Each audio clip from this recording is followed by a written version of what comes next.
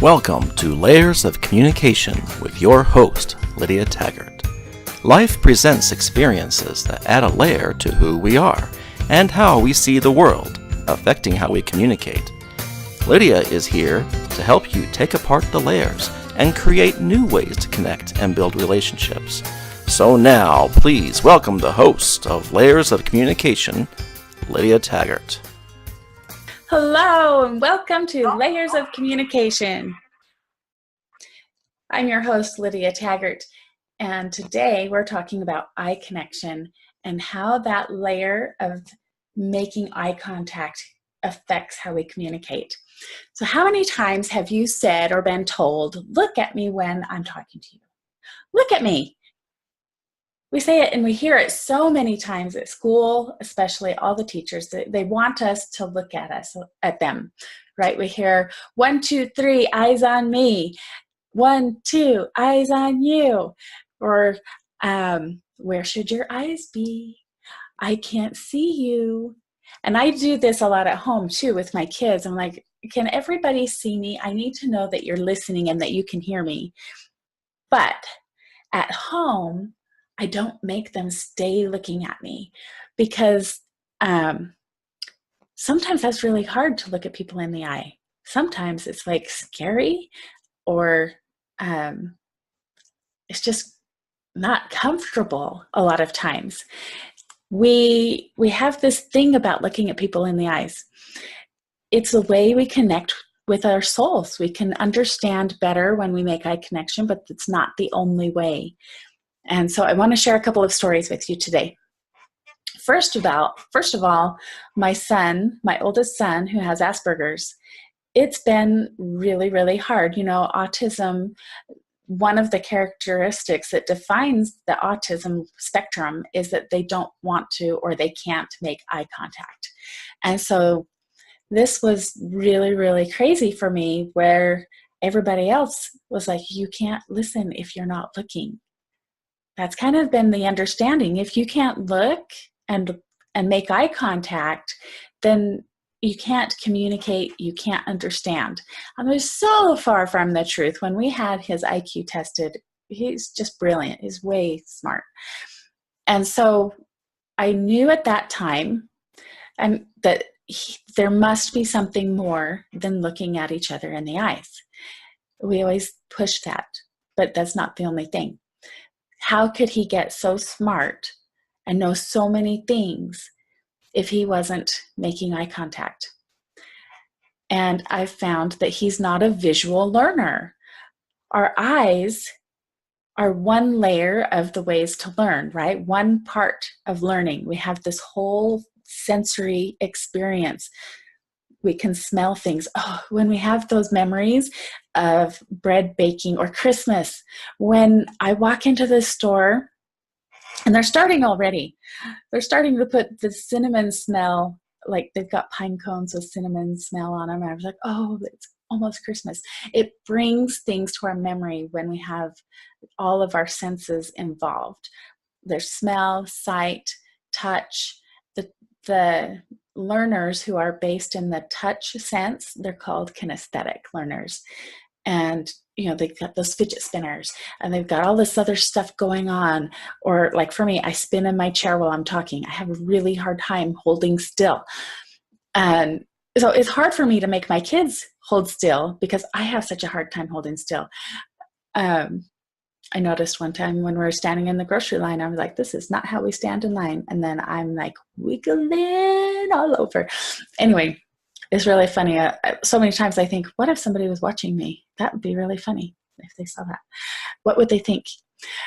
And so going back to eye contact, where we have so many other ways of learning, our auditory learning. I learned that my son was not a visual learner. He was an auditory learner.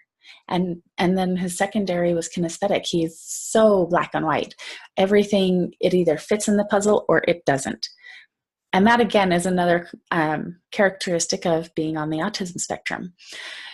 So we had this recording that got given to us as a gift, and I so loved it. It was so great. One of the songs it was to help my son gain social skills, right? And one of the songs said, look towards their eyes.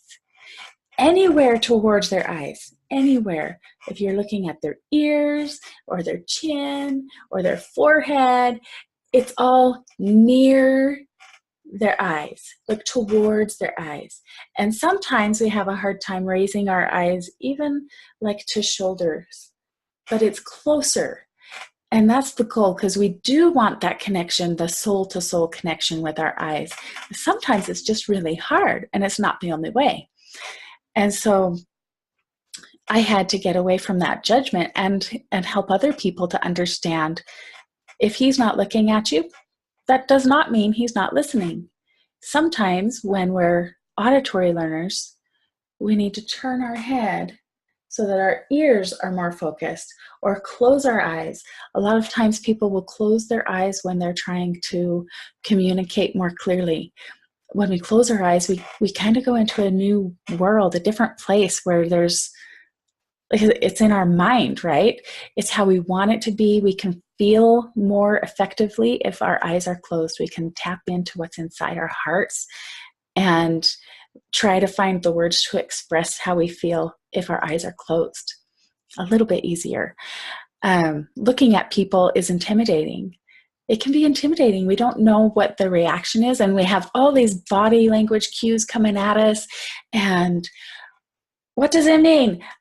And sometimes if we're overstimulated easily, and we're seeing a car go by, or there's a light on over there, or there's a fly buzzing over there, there's wind blowing the trees, and there's somebody to stop and pay attention and listen to. Sometimes we just need to close our eyes and not look at anything, or sometimes they look down at their feet so they can focus and tune in to what's being said. And there's a lot of judgment around not looking at people. We don't need to worry about that so much. And I really hope that people will understand that just because someone's not looking at you, that doesn't mean they're not listening. So for my son's IEP, his individual education plan, almost the only thing on there, because he's so high functioning, luckily, we're so blessed. He's so high functioning that the only thing really on there for teachers is give him a little extra time to process his thoughts. And if he's not looking at you, that's okay. And the other thing on there was don't call on him if he doesn't want to be called on. But we've been progressing so much. My son's just amazing. It's not the end of all things if you have a diagnosis of Asperger's. It's okay. You can grow and progress just like everybody else. We're all human. And if we have a disability, that doesn't mean that we're stuck that way forever. I mean, we'll have limits and different challenges, but it's not stuck that way forever, exactly the same. Everything changes one way or the other. Okay, so I know of a person who, and he's my friend, he literally will not look at his wife. It's not my husband. He will not look at his wife if they get into an argument, because he wants to have that picture of her eyes and her beautiful face.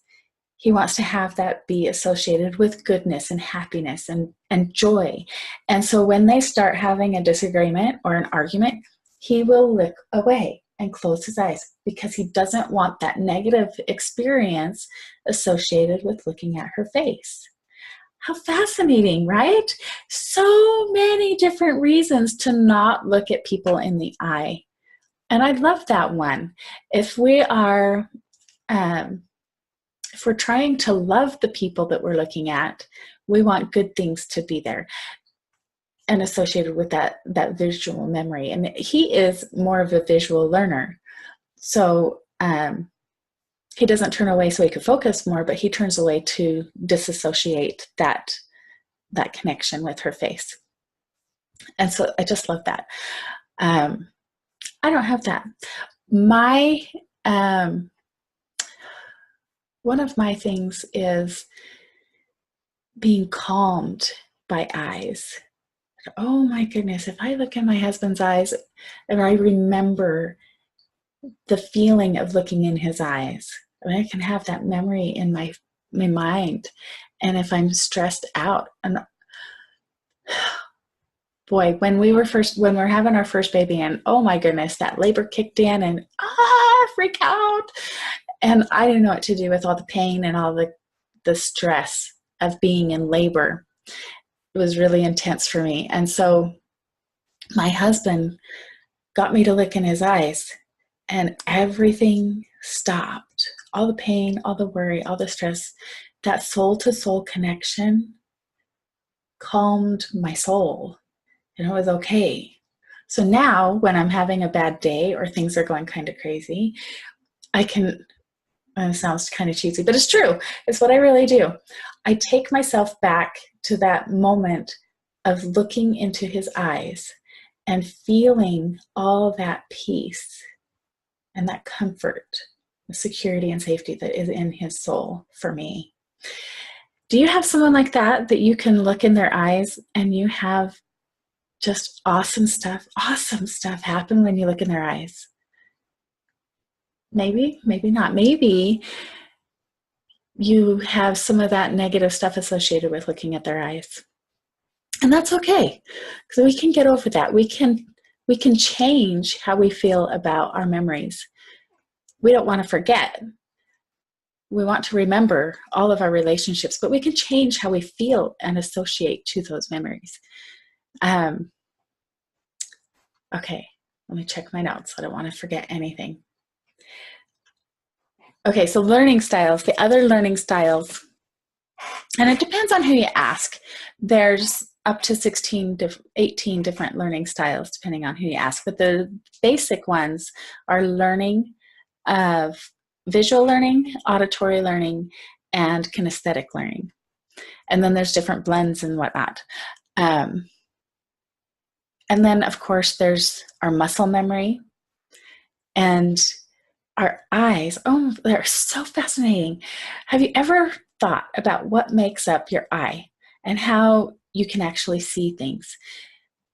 It actually turns the picture upside down and reflects on the back of our brain. So technical and so crazy. It doesn't even make any sense if you think about it really too much, because there's so much involved in it. What do the eyes symbolize? Our soul. It's what do we see? How do we see the world? If we're walking along the street and we have a hard time making eye contact, we're like, you're sitting in a classroom or something, right? And I know everybody's done this. You're looking over across the classroom. You see somebody over on the other side, and you're just like looking at them. And you might be thinking, wow, they're really gorgeous. Or you might be thinking, I wonder what they're doing. Well, that's a really weird way to sit. Or you might be thinking, man, they need a haircut. Or they have the awesomest hair ever. Most awesome hair. Whatever it is, you're looking at somebody, and then, we can sense when people are looking at us. You ever feel like someone's looking at you and you're like, oh, what's going on? And you turn and you look at them, and then they're like, oh no, don't look. I'm not looking. I'm just something else. I'm not going to look at you. We can't make eye contact because that would be so embarrassing or crazy, right? Whatever it is. And so the challenge for this is that we want to make that connection. If somebody's got a piece of broccoli stuck in their teeth, don't just stare at them and then look away. Tell them. Please tell them. Please tell me. We want to know when people are looking at us weird, right? We want to make those adjustments. If you're looking at them going, hey, wow, you got some really awesome hairdo going on, tell them. Who doesn't want to be told that they look great? I mean, really. So this eye contact really can branch into a way of communicating and giving compliments. If we avoid eye contact, we can just look towards their face. Or if somebody turns to look at us, like they caught us looking at them, smile and wave. Just smile. It's okay to be caught. Even if you're looking at them going, boy, they look kind of crazy today. Or, what if they do look crazy? What if that is why you're looking at them? It's totally fine to smile anyway. Sometimes on our craziest days, those are the days that we really need someone to look at us and notice us and say, hey, yeah, I see you. And it's okay. We're going to get through this day because you're noticed, you're known, you're recognized, and acknowledged. Eye contact is a way of acknowledging. That's why teachers and so many people say, look at me. That's why I tell my kids, I need to see you. I need to know that you're paying attention. We need to be acknowledged. We need to make some eye contact.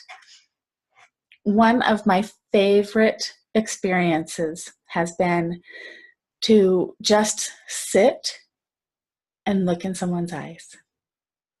We've done this a few times as a family. If you don't even touch each other, you just sit there across from each other and you look into each other's eyes and you just look and you can listen. And as you're watching, and just quiet, nothing else around. And you look into their soul through their eyes and you let them look into your soul through your eyes. Oh my goodness, the trust that's there. This is a trust building activity. And that really is why we avoid eye contact. We're afraid we're going to be seen. And, all of our precious, everything that's in our soul, we don't know how we're going to be treated. And we don't have that trust that we're going to be taken care of and treated well if we let everybody see inside our soul. So I'll tell you, you're beautiful inside and out. You have a beautiful soul. So don't be afraid. Okay, so if you're sitting across from each other and you just look into each other's eyes and you can ask in your mind the question, who are you? Who are you really? And you'll find some awesome, awesome things inside someone when you just look into their soul and ask, who are you really? We did this with our kids when they were kind of arguing when they're younger, right? And we're like, you're part of a family. You're going to have to be together. You got to figure it out. And who are you really? Some of our kids were starting to call each other names, like, what was one of them? Let me think. They would call each other names like sock thief, or I don't know what it was. They were making up weird names because we don't usually swear at our house. And so we get really creative with the names that we get called. A big one has been genius, because they are genius kids. And so they've turned that around and said, well, that's who you are. But they make it a negative kind of genius. And so anyway, we sat them down and had them look at each other in each other's eyes. And it calmed our home for a good 2 weeks at least. We had a lot more cooperation and peace in our home because they had that connection. And my husband and I, when we did that, it was just amazing. And all you got to do is look in each other's eyes. So for more common experiences, or when you're in the grocery store, or if you have a valet come and give you your keys to your car, or a lot of times we have like this, you're my servant mentality, service kind of thing. Like, I can't look the master person in your eye. I'm remembering in the Mask of Zorro, where Zorro is being trained on how to sneak around and get into this party. And he actually is told, do not look in their eyes. Servants do not look at the well-to-do people. And this was set back in 1800 something or other. And if they were able to look in each other's eyes, then that was a different class of different class. So if you have someone who is serving you, look at them and say thank you. Even if you look at their nose or that you look near their eyes, it's going to make such an impact to be acknowledged and noticed just by that eye contact. And it can be brief. It can be a fraction of a second when you say thank you and look at their eyes. It's really fantastic to be on the receiving side. And I like to think about that a lot too. If I'm not able to look at their eyes, if they're not willing to connect with me, why would they not want to connect? We have a lot of anxiety going around in the world today. A lot of anxiety and a lot of negative suicidal kind of thoughts. This is one of the best ways to bring all those people back, to not let anyone go unnoticed. If someone gives you your grocery bag, thank them with eye contact. The other thing is a pat on the shoulder. You can give them a pat on the shoulder. Let them know that you see them, that you know them, and that you recognize them as being there. That's what this is all about. And the missing link for depression is the belonging piece. We don't feel like we belong, and that leads to depression. It really is a huge factor in depression if you don't feel like you belong.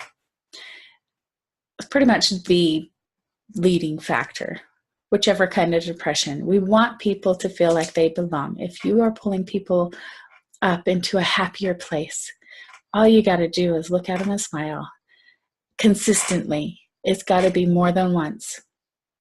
If they're down that path, I'm not saying that one smile is going to change them, but it might.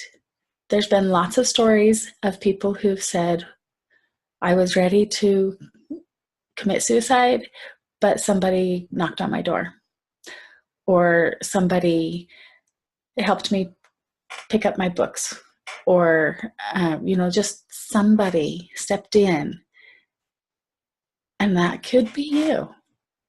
And if you're on the receiving side, please know that I see you. I know you. You are recognized. And I acknowledge that you're a big contributor to this world in whichever way you have contributed so far. Our world, our mission in life doesn't have to be a worldwide thing. You can play a little part. They say that moms rock the hand that rocks the cradle rocks the world. Because being a mom, even if you're a stay-at-home mom and you do nothing but nurture and love your kids, those kids grow up. Every leader in the world has had a mother who loved them or didn't or whatever. We affect our children's lives, and we affect all the lives around us. You don't have to be a parent to affect a child. If you know someone who is willing to learn from you, go ahead and share your light with them. Share your thoughts and how you feel about things. It's amazing. Today is my kid's birthday, my quads. So I'm thinking so much about how many people have influenced them over the last several years. They're 13 now, as of today, my quads are. Stephen, my oldest, is 17, and Dallas is almost 16. And then the quads are 13 now, and they're talking about their birthday party. And the last birthday party that we had, we don't have birthday parties anymore because they're just huge. And those packets that you get of invitations, there's usually 8 invitations. Like, that's the limit to people having over for a party. And we've already got 6 kids in our house. So who gets to pick the 2 friends to come? But we had this party a couple years ago. it was I don't know, 5 years ago or so. And like hundreds of people came because we tried to invite everyone who had influenced or touched our lives of our kids, who had helped them change their diapers or feed them or read to them or brought us dinner or did our laundry, all these things. We had so many people helping us. And my kids remember that. We had it at the park behind our house and all these people. And they're still important to our lives. They're still special to us. Sometimes we get kind of down and think we don't have any friends.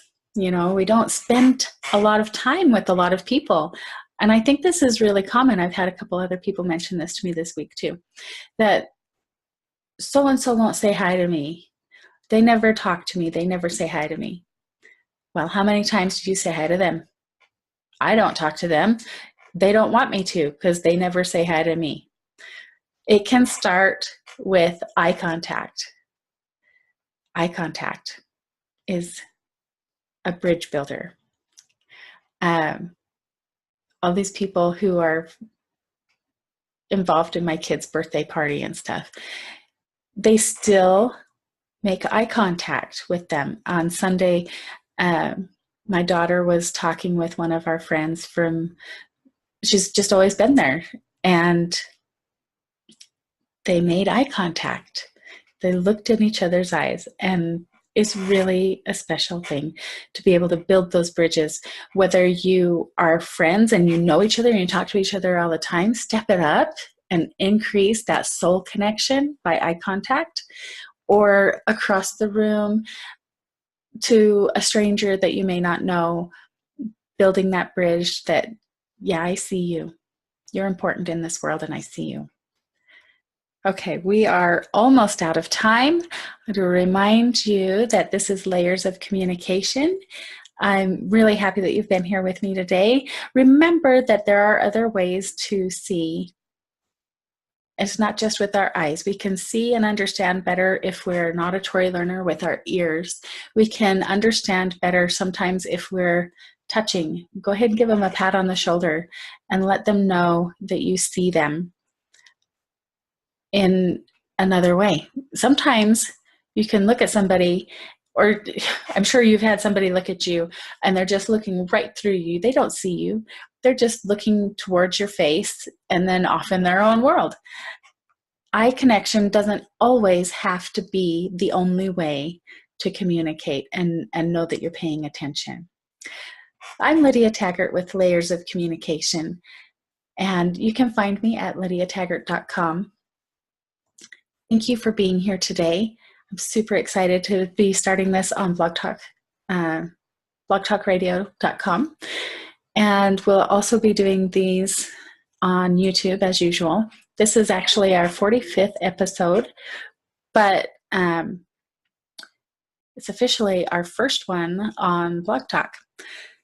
So if you have any other questions, I'd love to hear your feedback. I'd love to hear your stories about your eye connection. If you do that if you do that experience of just looking into each other's eyes and listening and finding out who you are, let me know how it goes. All right. I'll talk to you later. Thanks for being here. Bye-bye.